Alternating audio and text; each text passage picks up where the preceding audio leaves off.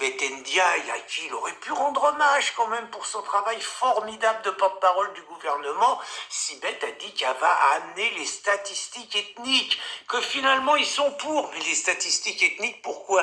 Ça va être des statistiques ethniques pour exiger encore davantage de discrimination positive en faveur des diversités, appelons-les ainsi, et la discrimination positive en faveur des diversités, c'est de la discrimination négative contre les Français. Et puis, il a rendu un hommage vibrant à la police. Il a dit qu'ils assuraient l'ordre républicain et qu'il les défendra quoi qu'il arrive. Autrement dit, les mecs, ils peuvent pas bouger une oreille sans se retrouver immédiatement devant la 17e chambre ou devant des juges. Les mecs se font insulter tous les jours, ils n'ont pas le droit de tirer. On leur a dit qu'ils avaient même plus le droit d'immobiliser un mec qui, la plupart du temps, se laisse pas interpeller. Mais verbalement, les flics qui sont abandonnés, trahis, et vraiment la police la plus maltraitée, la plus méprisée qu'il y a au monde et qui se fait encore plus insulter par son ministre de l'Intérieur. Donc Choupinet, il a dit qu'il était avec eux, ce qui veut dire qu'ils pourront continuer à en prendre plein la gueule dans les quartiers, mais Choupinet, il est quand même avec eux.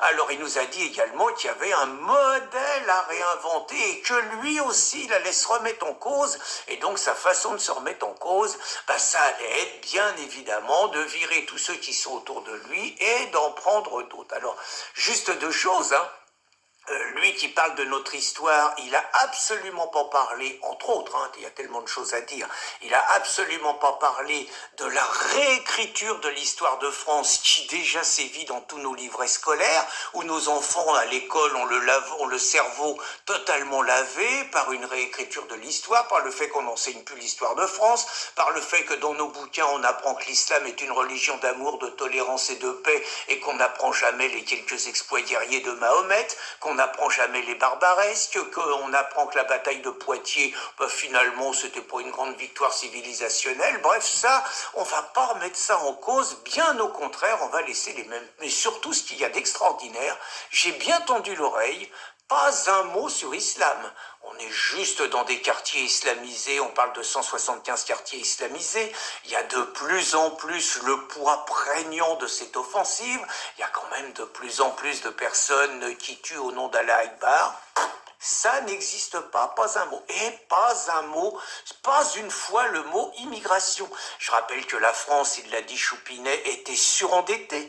Je rappelle qu'on a 450 000 nouveaux venus qui viennent tous les ans nous alourdir la facture, aggraver la fracture communautaire et la fracture ethnique, nous, quelque part, mettre en danger la sécurité de nombre de compatriotes, multiplier le nombre de viols, le nombre